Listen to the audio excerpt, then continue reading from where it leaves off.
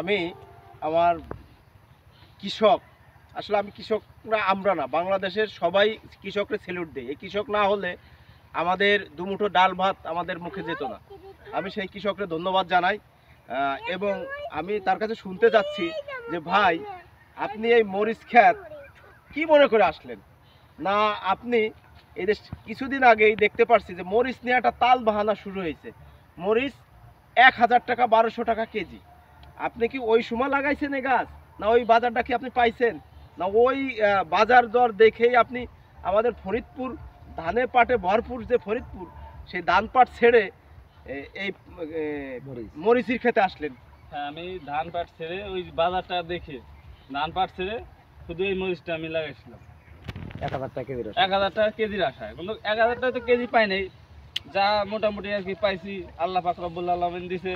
যাই হোক, মনে করেন যে 250 300 এরকম কেজি আর কি অলরেডি আমি পাইছি। অর্থাৎ আপনি যা বলছেন যে ফলন, আমি যা দেখলাম এই মরিচ যদি 50 টাকাও কেজি হয় তাতে আপনার লস নাই বা এটি কিলো দরান না। সত্যি কথা বলতে কি যে মরিচ যে পরিমাণ এনার ফলন, 1000-1200 টাকার কেজির আশায় উনি ধান, এই জায়গায় ওই পাশের ক্ষেতে ধান ছিল, ওই আপনার ধান বাদ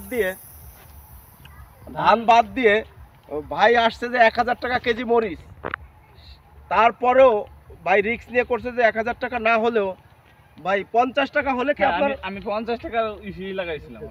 50 টাকা হলে কি আপনার কি ওই খরচ বরচ দিয়ে আপনার কি লাভবান থাকতে পারবেন? হ্যাঁ, লাভবান থাকতে পারবো। এইভাবে যদি আমি 8 মাস ইউজ করতে পারি তাহলে আমার লাভবান থাকবে ইনশাআল্লাহ। আসলে বাংলাদেশটা হলো সেন্টিগ্রেডে ভরা।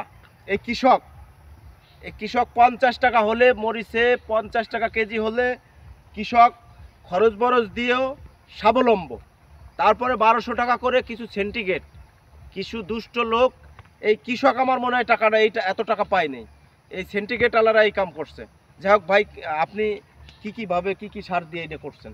ধরেন প্রথমে আমি এগ্রোয়ান সিরিজ থেকে ভিডিওগুলো দেখলাম আর কি, ভিডিওগুলো দেখে মানে ইউটিউব থেকে ভিডিও দেখে আপনি এটা আপনার এগ্রোয়ান সিরিজ মানে ভিডিওগুলো দেখলাম। তারপরে আমি দেখলাম যে একজন ভিডিওতে ইউটিউবাররা মালচিং করছে, তা আমি দেখলাম যে এর ভিতরে গাছ কি বাঁচবো।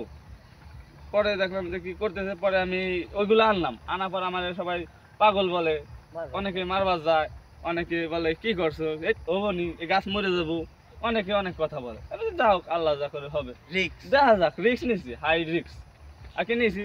তারপরে মনে করলাম যত আপনার সারগুলো সব আপনার দিয়ে আপনার এইগুলো করছি আর কি, এই পিলিগুলো করে পরে মালচিং পেপার ভালো করে বিছিয়েছি, বিছে পরে আপনার করছি যত রাসায়নিক ফার্টিলাইজার। এখন যে কৃষকরা আপনাকে পাগল বলছে, মারতে চাইছে যে কিরে পাগল হয়ে গেছিস, এখন তারা কি বলেছে? এখন তারা আমাকে বলে ভেরি গুড।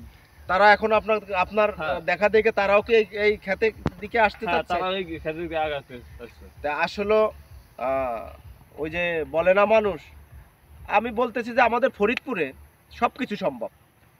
আপনারা জানেন যে অনেক ভিডিওই করছি, আমাদের ফরিদপুরে যাই আমরা সোনার মাটি, যে ফসলটাই বুনাবেন সেটাই হয়। কি ভাই? হ্যাঁ, এটা সোনার মাটি ফরিদপুর আমাদের। যার খ্যাতি করবেন তাই বাম্পার ফলন হয়। তা সবাই ভালো থাকেন, ভাইয়ের জন্য দোয়া করেন, সবাই এই ক্ষেতের দিকে এগিয়ে আসেন যাতে বাংলাদেশের খাদ্যর দিক দিয়ে আমরা স্বয়ং সম্পূর্ণ হতে পারি। সবাই ভালো থাকবেন, আল্লাহ হাফেজ।